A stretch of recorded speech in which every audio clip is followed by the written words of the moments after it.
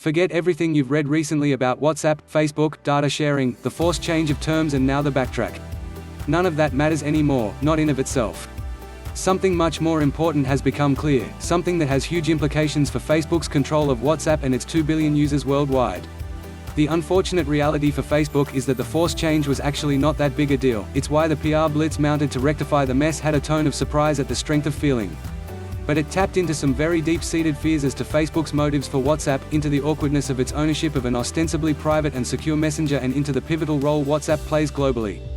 That said, as backtracks go, this one was a major surprise.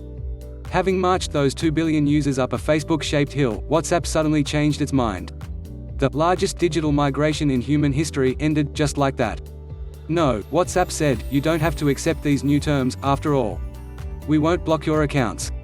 Facebook will likely regret the first 6 months of 2021. Not because it had to retreat in the face of mounting regulatory resistance, but because it is now boxed in. Whatever monetization schemes were on the WhatsApp whiteboard will need to be revisited.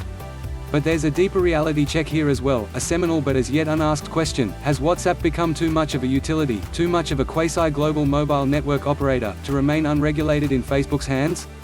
As such, the retreat is critical for WhatsApp users, but, just as with the original story, not for the obvious, short-term reasons. Yes, it's good that users won't lose their accounts.